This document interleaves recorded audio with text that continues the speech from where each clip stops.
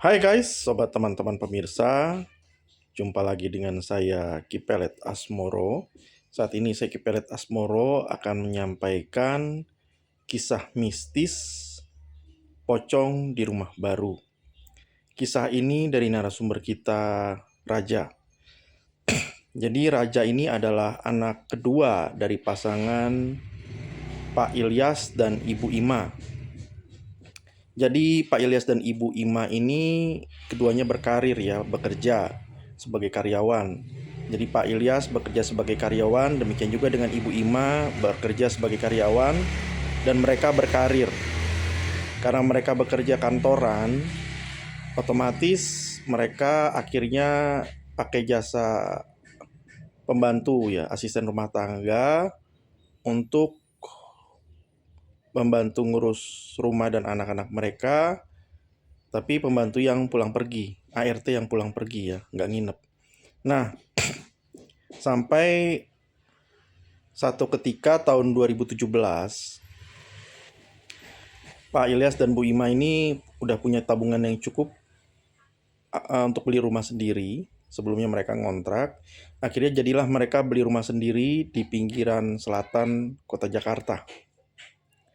Nah, setelah mereka beli rumah sendiri, 2 minggu pertama awalnya baik-baik saja lah situasinya. Namun masuki minggu kedua, setelah lewat sedikit dari minggu kedua, mulailah kejadian-kejadian mistis. Dan yang pertama mengalami adalah anak mereka, Raja. Jadi satu hari Raja ini, anak kedua mereka, pulang kuliah, mampir-mampir dulu. Kemudian sampai ke rumah, karena dia bawa motor sendiri, sampai ke rumah dia jam 1 dini hari lah. Setelah itu dia masuk ke rumah, dia parkir motor, terus dia tutup pagar, buka pintu, tutup pintu, kemudian dia buka kulkas, dia ambil makanan, terus dia makan. Sambil dia makan, dia mau ambil minum, dia buka kulkas. Pas saat dia mau ambil minum, dia nyium kayak ada bau bangkai tikus busuk gitu ya.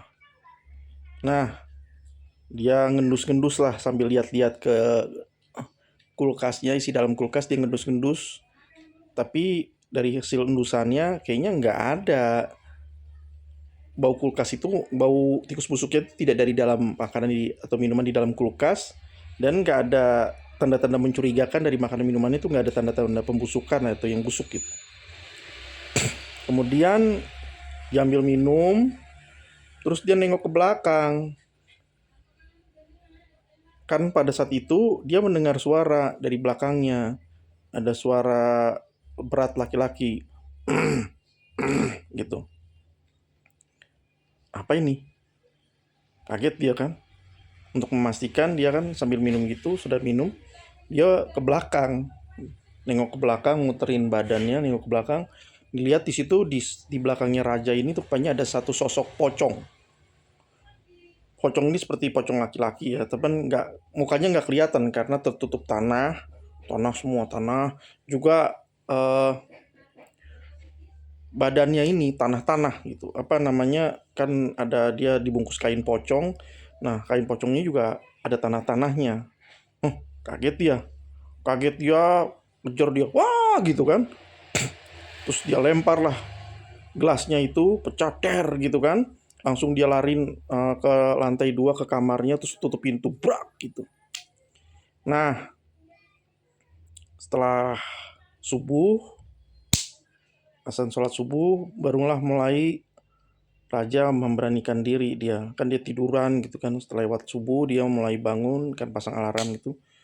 Mulai bangun, dia turun, gak ada apa-apa, aman. Dia bersihkan lah pecahan gelas kaca tadi, gelasnya itu.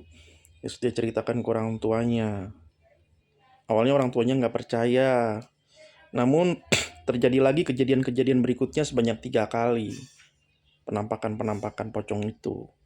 Akhirnya setelah semingguan ngalamin itu, dengan ada dari dalam seminggu itu ada 3 kali penampakan lagi itu, akhirnya mereka manggil seorang ustadz yang memang punya kemampuan untuk melakukan pengusiran. Akhirnya diusirlah pocong itu dari rumah mereka, juga sekaligus dibersihin unsur-unsur yang bisa mengganggu secara mistis magis gitu ya. Akhirnya setelah itu kejadian itu rumah itu jadi tenang kembali. Nggak ada lagi penampakan, nggak ada lagi suasana angker di rumah itu. Demikian dari saya, Kipelet Asmoro, kisah mistis pocong di rumah baru. Jangan lupa klik subscribe, klik like, tekan tombol lonceng, komentar, dan share ya. Terima kasih.